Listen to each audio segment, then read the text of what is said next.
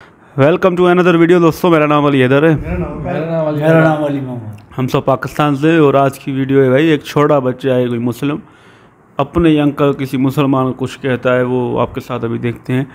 तो देखें भाई। नारे लगा दे, बात खत्म। क्यों लगा दे? क्यों? ये जो दुनिया भर में तू गाजियाबाद तक चला जा, कितनी झुग्गी झोपड़ियाँ हैं, ये देख के शर्म नहीं आती? एक मिनट, जब आपको 35% आवाज मिला तब आपको शर्म नहीं आती लेते हुए मोदी सरकार से? जो अल्लाह वालों, मैं भी एक मोमडन हूँ। भारत माता की जैसे कोई फर्क नहीं पड़ता। मेरी बात सुनिए, एक मिनट देखो। अगर नहीं मेरे महाराज, मेरे चाचा, मेरे प्यारे चाचा, आप यहाँ मत खड़े हो। फिर यहाँ पर आपको सब इंसल्ट फील नहीं हो रहा? जब आप नहीं बोले तो आप पत्थर ले लो, वहाँ जाके बैठ जाओ।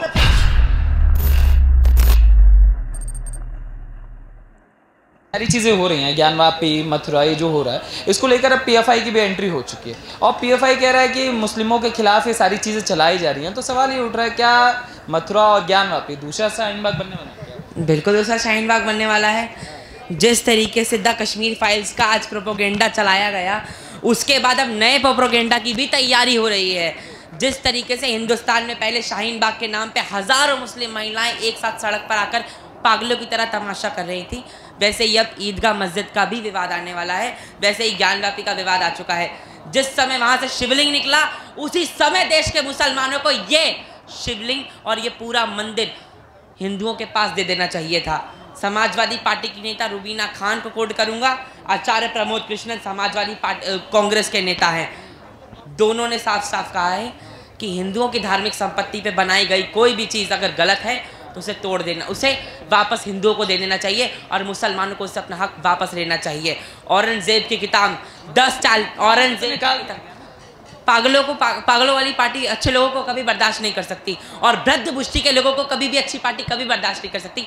दूसरा मुद्दा ये रहा कि रुबीना खान को पार्टी ने निकाल दिया। देखिए, रुबीना खान ही जाने, लेकिन रुबीना खान अगर अच्छा मुद्दा उठाएंगी, पार्टी का विकास करेंगी, देश का विकास चाहेंगी, तो समाजवादी पार्टी और टेढ़ी नाक वाले अखिलेश यादव उनको झेल नहीं पाएंगे। ये तो सच है, क्योंकि 2012 में जिस तरीके से एक विशेष वर्ग को इतना समर्थन दे देना कि राम मंदिर पे आकर आपका एक मंत्री, कैबिनेट का मंत्री आकर बोलता है कि सर आप तो उसी राज्य के कैबिनेट में मिनिस्टर हैं, आप बना सकते हैं उस राज्य राम मंदिर, 2 मिनट में कानून लाइए। उस मंत्री को वो अखिलेश यादव निकाल देते हैं। उनके फादर राम मंदिर पे गोलियां चला देते हैं राम सेवकों पे।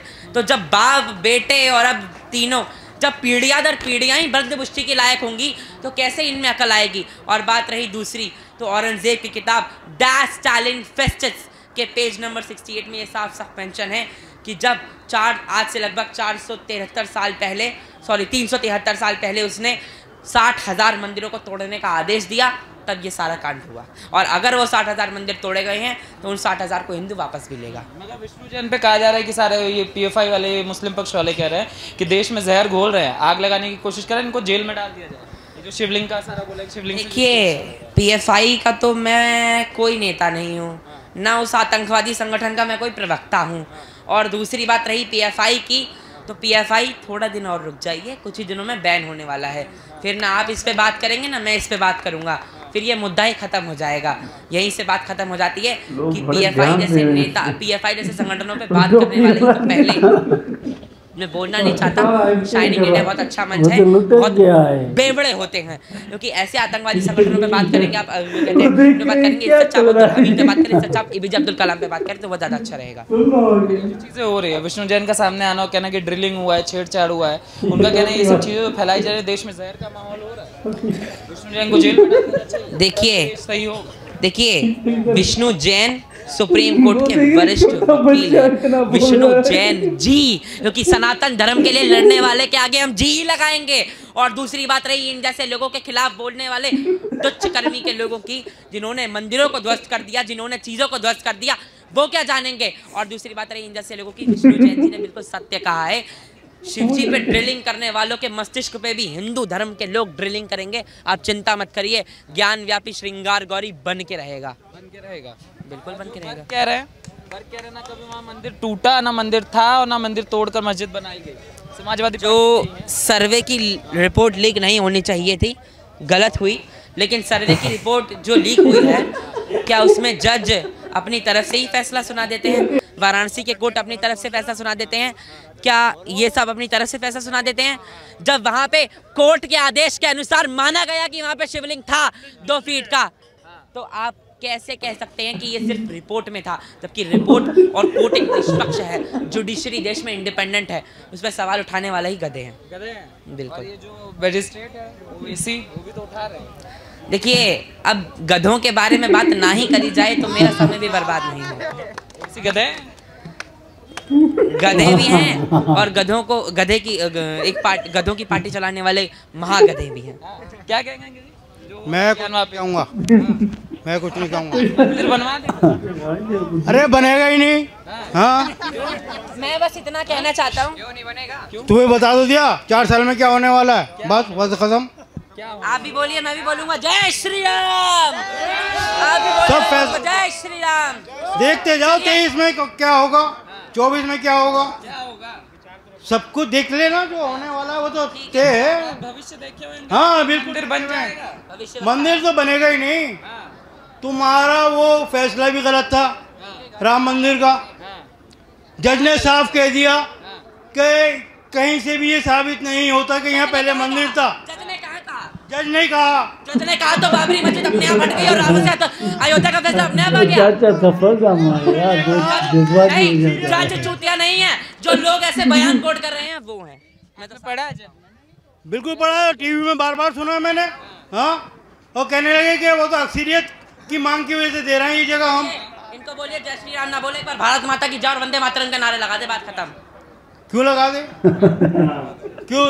ये जो दुनिया भर में तू गाजियाबाद तक चला जा, कितनी झुग्गी झोपड़ियां हैं, ये देख के शर्म नहीं आती? एक मिनट, जब आपको 35% आवास मिला तब आपको शर्म नहीं आती लेते हुए मोदी सरकार से? झुग्गी झोपड़ी तो हटाओ, रोडों पे जो झुग्गी झोपड़ियां अवैध भी हटेंगे, जो बांग्लादेशी आप जैसे लोगों ने बसाए हैं वो भी हटेंगे, चिंता मत कीजिए। जो देश के लोग हैं ना जो देश का है वो देश में रहेगा, और जो देश का रहकर गद्दारी करता है और भारत माता की जय नहीं बोलता है वो तो परमानेंट हटेगा। जय श्री राम। ये है कि गरीबों पे जुल्म हो रहा है, वो मैं नहीं कह सकता। जय बोलना, उन पे रहम करो। भारत माता की जय ना बोलना इससे गरीब कहाँ से आ गए? क्यों नहीं हो रहा है? जिहादियों पे जुल्म हो रहा है, साफ बोलिए ना जनाब। कितने लोग रोडों पे पड़े सोते होते हैं कैसे? भारत माता की जय बोलना ना बोलना कहाँ शामिल हो गया? नहीं, इनको सुकून दो तब, क्योंकि हमारा भारत सुकून से है, तब तो कहते हुए अच्छे लगे। तो सुकून है, इनको इतना सुकून मिल रहा है। एक मिनट। ये भारत माता के जय नहीं बोलेंगे। क्यों नहीं बोलेंगे? कि इनकी माता हमारी माता जैसी है, हमारी माता नहीं है, इसलिए हमको इनसे भारत माता की जय चाहिए भी नहीं। ठीक है? इनको इतना सुकून मिल रहा है कि 100 हिंदुओं के सामने देश में ये भारत माता की जय के नारे नहीं लगा सकते, फिर भी ये देश में आजादी मांगते हैं। आजादी मांगते हैं गरीबों की। गरीबों पे रहम करो। कभी वहाँ जाके देखो, गलत है नहीं है, एक तालिबान गलत है नहीं है, तालिबान आतंकवादी एक चरपाई की जगह में कितने लोग संगठन है नहीं है, तालिबान दोस्त कर रहा है ना तुमके। तालिबान आतंकवादी संगठन है नहीं है। इंडिया रिश्ते बना रहे हैं, बड़े भाई कुछ सुकून करो। तालिबान आतंकवादी संगठन नहीं है। डरा है मुसलमान। अल्लाह वालों, मैं भी एक मोमडन हूँ। भारत माता की जैसे कोई फर्क नहीं पड़ता। मेरी बात सुन। एक मिनट देखो, अगर नहीं मेरे महाराज, मेरे चाचा, मेरे प्यारे चाचा, आप यहाँ मत खड़े हो। फिर यहाँ पर आपको सभी इंसल्ट फील नहीं हो रहा? जब आप नहीं बोल रहे तो आप पत्थर ले लो, वहां जाके बैठ जाओ।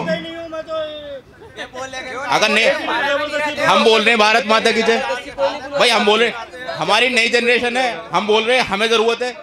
अब जो परिस्थितियां चल रही है सर, जो ज्ञानवापी का मामला चल रहा है उसमें पीएफआई की भी एंट्री हो चुकी है, और वो कह रहे हैं कि देश में जो मुसलमान है, खुद आप मुसलमान है, उनका कहना है कि देश में मुसलमानों के ऊपर अत्याचार हो रहा है, ये बाबरी उठा के, ज्ञानवापी उठा के और ये मथुरा वाला उठा के। आपका क्या कहना है? खुद मुस्लिम है भाई। कुछ भी नहीं हो रहा। पहली बात तो मस्जिद का नाम ज्ञान हो नहीं सकता, ये हमारे चाचा भी जानते हैं। ज्ञान एक, हम जब बचपन में पढ़ते थे तो उसमें ज्ञान, उसमें वो होता था, विज्ञान किताब है तो उसमें अलग अलग चीजें होती थी, है ना? शब्द नहीं है हिंदी। हाँ वो हाँ, तो ज्ञान मस्जिद का तो नाम हो ही नहीं सकता। बट ये है कि जो भी ये बोल रहे हैं, आप तो देखो कोर्ट का डिसीजन है, अब तो इसमें हम कुछ नहीं बोल सकते, कोई कुछ नहीं बोल सकता। अभी अब कोर्ट के ऊपर हम डिपेंड है भाई, कोर्ट क्या करती है हमारी वो सर माथे भाई। मगर जैसे आप मुस्लिम हैं, जब थोड़ा बहुत इस्लाम हम भी जानते हैं, तो इस्लाम में ये है कि बुत परस्ती जो होती है वो हराम होती है। तो जिस तरीके से चीज़ें निकल रही हैं कि स्वास्तिक का निकलना, कमल का निकलना और ये कहना कि शिवलिंग वहाँ पर निकला हुआ, एक मानसिकता डेवलप हुई है कि वो हिंदू स्ट्रक्चर है, जिस तरीके की बातें हुई हैं।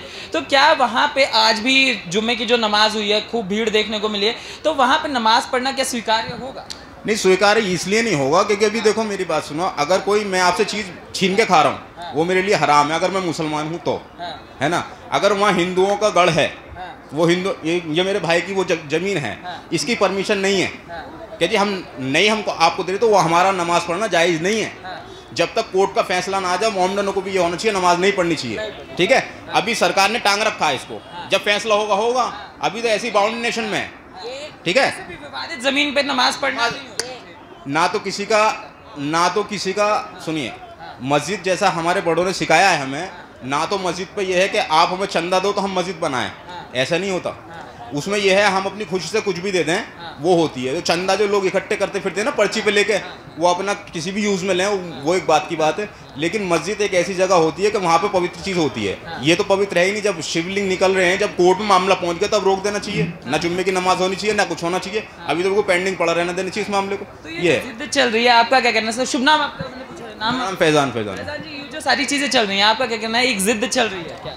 जैसे PFI की एंट्री होना, और आज अचानक से बहुत ज्यादा भीड़ हो जाती है, नमाजी जो होते हैं बहुत ज्यादा भीड़ में आते हैं, तो क्या PFI भी इसके अंदर अंदर कुछ कोशिश कर रहा है? चक्कर क्या है भीड़? मैंने एक बार आपको स्टेटमेंट दिया था शायद वहाँ खड़े होकर पहले भी, कि जब ये जो हम लोग बैठते हैं ना गाँव में, बहुत लोग बिलोंग करते होंगे मेरे भाई गाँव से, वहाँ पे अब हम मोहल्लों में तो खड़े हो गए, हम 3-4 भाई हैं भाई, मुसलमान ऐसा, हिंदू ऐसा, ऐसा, तो वो वहाँ पे वो बनती है गैंग।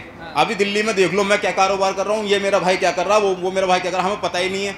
वहाँ पे गाँव में शाम को अपना घर आ जाएंगे भैया, सारी पॉलिटिशियन वो खुद ही तय कर लेंगे, भाई कल जुम्मा है, तुम्हें सब तैयार होकर आना है, वहाँ चलना है, ठीक है। यहाँ पे वो चीज़ नहीं है हमारे पे, ये चीज़ है, वो गाँवों का मैटर है मेरे बड़े भाई। बनारस गाँव है हमारे, दिल्ली से नहीं, दिल्ली और बनारस बराबर है कहीं नहीं। एक मिनट, दिल्ली में दिल्ली से कम नहीं रहा है। मेरी बात सुनिए आप, बहुत कम है सर। जो यहाँ पे डेवलूशन आप वहाँ नहीं कर सकते ना बनारस को। नहीं, बनारस एक धार्मिक स्थल है, बनारस एक धार्मिक स्थल है, इंडिया में है नहीं उसके मुकाबले, ठीक है। काशी ये एक धार्मिक स्थल है। मैं उसमें नहीं जा रहा हूँ, मैं उसमें जा रहा हूँ जो जैसे हम लोग हम भाई लोग नौकरी यहाँ पे कर रहे हैं। कई मायने में यूपी ना दिल्ली से भी आगे है, कई मायने। हमारा बाबा जय है, लेकिन ये है मेरी बात सुनिए, बाबा से बेस्ट नहीं है कुछ भी। हकीकत बात बताऊँ, ये केजरीवाल के नारे पढ़ते रहो, कोई पढ़ते रहो। अभी तुम दिल्ली में केजरीवाल लिया हो, मैं दिखा दो एक भी दंगा हो जाए, मैंने जानी है, देखो क्या हाल होगा। ये चीज़ है, ये जो विवाद है इसको कोर्ट में हल किया जाना, फवारा बोला जाना, क्योंकि सीधा सीधा धमकी दी जा रही है कि विष्णु जैन इस देश को जलाने की कोशिश कर रहे हैं, वो शिवलिंग करते रहते हैं दिन भर। वो सब बकवास की बात है ये सब भैया। जब तक कोर्ट नहीं देगी, जब तक उन लोग को होना नहीं चाहिए। हाँ जी, तो मसला मतलब ज्ञानवापी मस्जिद का है और मंदिर का। तो भाई मुसलमान अगर वो बोल रहे हैं कि भाई ये मस्जिद है और हिंदू बोल रहे हैं मंदिर है, तो वो भाई जो किसी कह रहा है ना कोर्ट पे छोड़ दें, फैसला आएगा उसको ही मान लें। बाकी जो बच्चे की जो बात हो रही थी, हम भी समझे मुसलमान बच्चा है, कोई पॉजिटिव बात करेगा। ये बच्चा तो यार मुसलमान तो लग ही नहीं रहा था, ये तो हरामी टेंशन ले रहा था लोगों की, तक मेरी वाह वाह हो, मेरी तारीफ हो, इस तरह ओवर हो रहा था। चाचा जी जो मुसलमान हमारे आए, उनसे भी बदतमीजी कर रहा था। यार एक तरीका होता है बात करने का। ये क्या हुआ कि नारा लगाओ भारत माता, तो फिर आप देशभक्त हो, सच्चे देशभक्त हो। ये तो भाई कोई एक सच्चा हिंदू भी नहीं करेगा भाई। जिस तरह का ये बच्चा है मुसलमानों के ऐसा कर रहा था, अपने ही कम्युनिटी के लोगों को बदनाम कर रहा था। ऐसे नहीं करना चाहिए।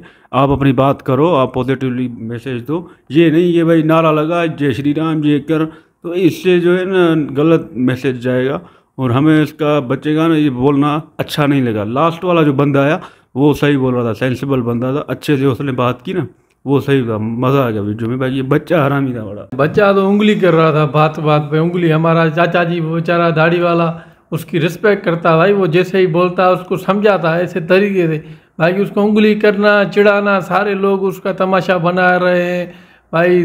कुछ लोग ऐसे घूर के देख रहे हैं भाई, ये उसकी आंखें निकाल देंगे कुछ तो स्कैन कर रहे हैं पूरा। ये क्या बच्चा बोल रहा है भाई। वो हिंदू भाई हमारे परेशान हो गए भाई, ये बोल क्या रहा है भाई, इसको क्या हो गया है। बाकी यार ये जो लास्ट वाला था, इस बंदे ने सेंसिबल बातें की, बड़े अच्छे तरीके से समझाया भाई, ऐसा नहीं है, ऐसा है।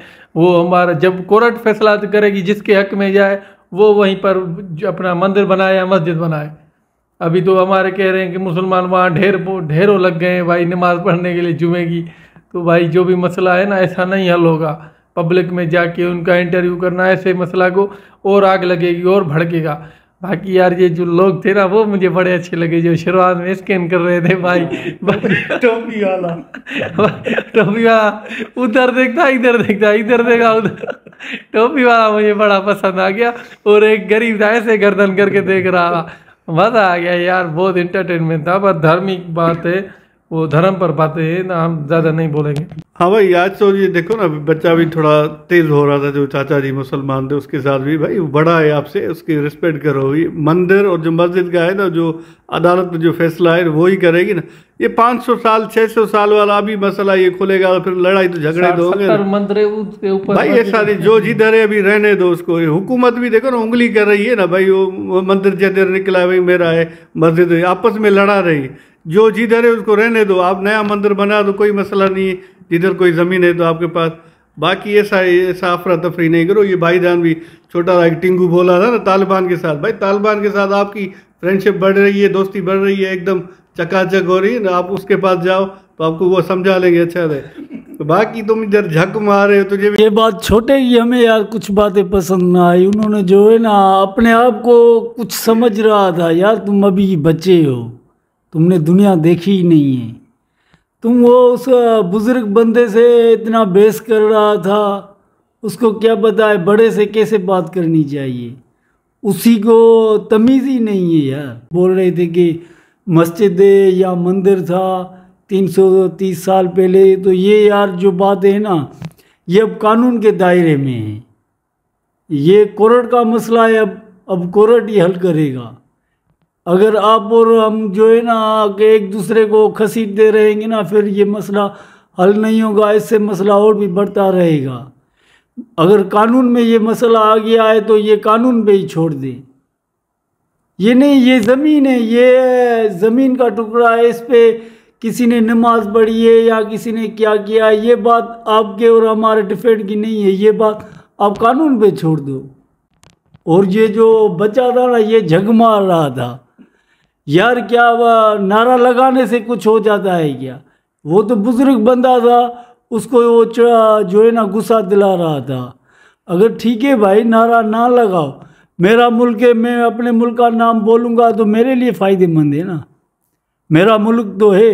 बाकी जो है वो जो उसका बर्ताव था ना वो गलत था।